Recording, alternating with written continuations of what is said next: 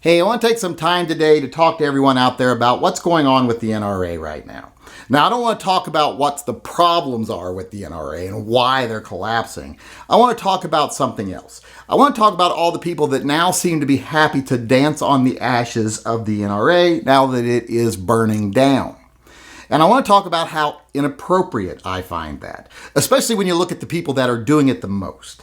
Now, everyone knows I'm no NRA fan. I have been a big NRA detractor for a long time. I was probably the first channel on YouTube that was a gun channel that actually tried to tell people the NRA is not on your side and LaPierre is a crook. You can go back and look at my old videos and you'll find that's true.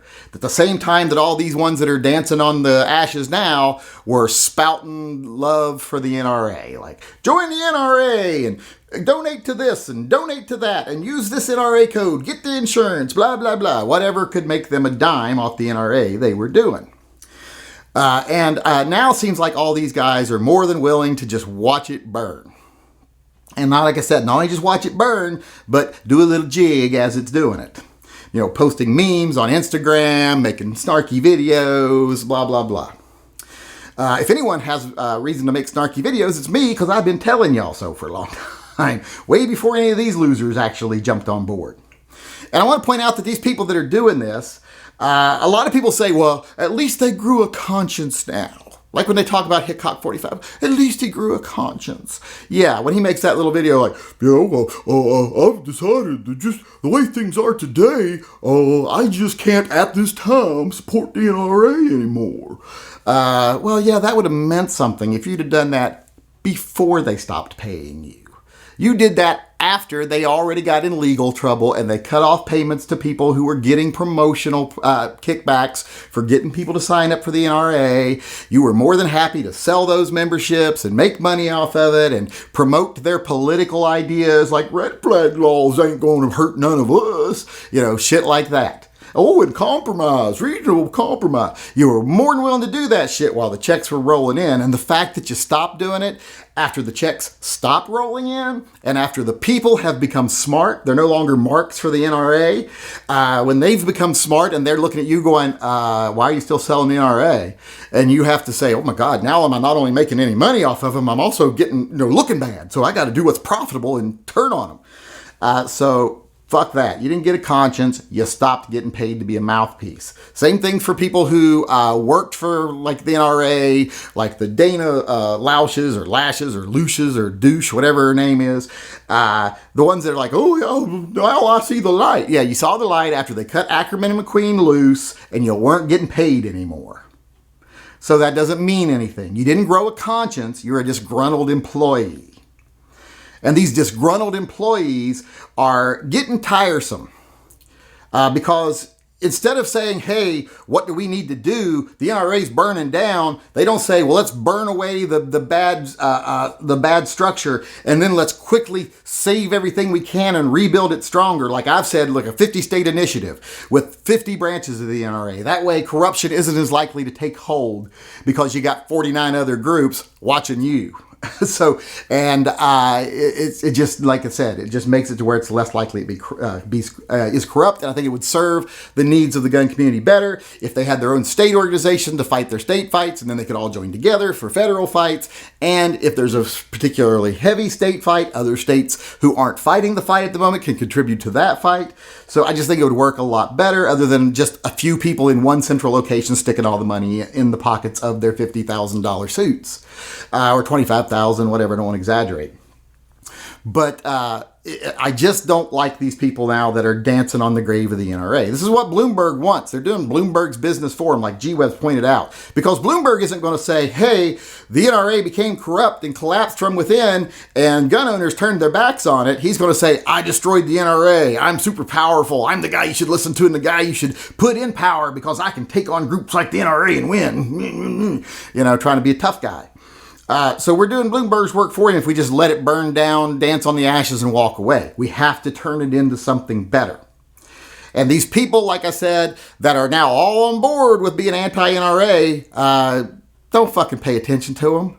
They're fucking hypocrites. You know, I know my battle against hypocrisy in the gun community is one I'm never going to win, but it's also one I'm never going to stop fighting. These people are the same people that were more than happy to rub shoulders and elbows with all the NRA bigwigs and smile in pictures with them and attend meetings with them, etc., as long as it was profitable, as long as it was gaining them influence, as long as it was gaining them exposure, as long as it was gaining them profits. They were more than happy to suck on that NRA teat. And growing a conscience after the milk has gone sour doesn't mean much. I'm sorry. It doesn't.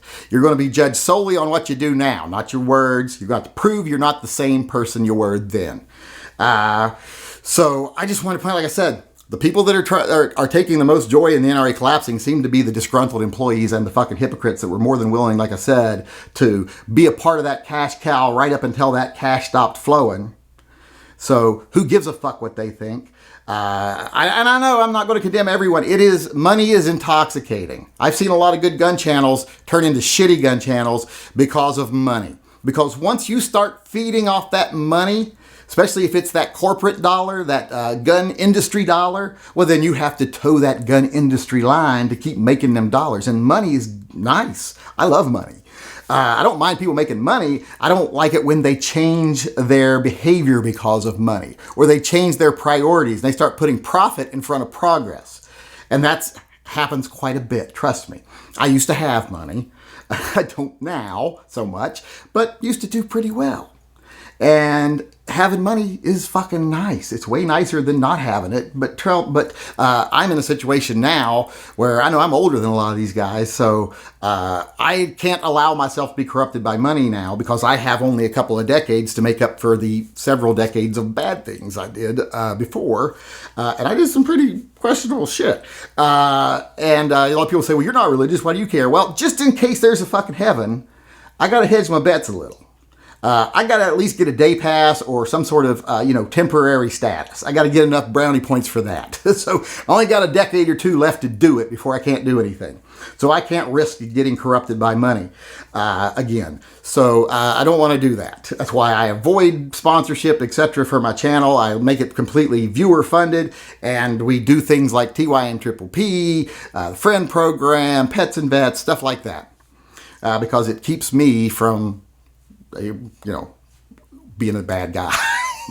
And I've been a bad guy before. But like I said, hypocrites, the whole fucking bunch of them. Whatever's the profitable opinion is the opinion they have. So stop listening to them. We need to rebuild the NRA. Instead of just allowing it to burn, we need to make it a phoenix. We need to have it rise from those ashes bigger and stronger than it ever was. Instead of just accepting defeat and giggling like little schoolgirls and be like, hey, we told you so, we told you so. That's not doing anybody any good. So when it comes to the NRA, instead of being like I said, we told you so, we told you so, how about we start doing, let's let this burn. Let's save the valuables we can. Let's get what we can out of there. And then we will rebuild. Maybe not here. This ground might be tainted, but we will rebuild across the country. We'll be better than ever before. We won't make the mistakes we did make with the NRA. We'll do it, like I said, better this time, and the NRA will actually fight for our rights. Hey, this is the Yankee Marshal, just reminding everyone out there that if you disagree with anything I say in any one of my videos, be it something political or tactical, I am going to give you the opportunity to come talk to me face to face instead of just having to put stuff in comment sections where someone might not even read them. You can come in one of my live chats and tell me off in person. You just have to send an email to shootingleftofcenter@gmail.com, and in the subject line of that video put slap the yank, and then I will get back with you and set up a time where you can come in one of the live chats and tell me off face to face.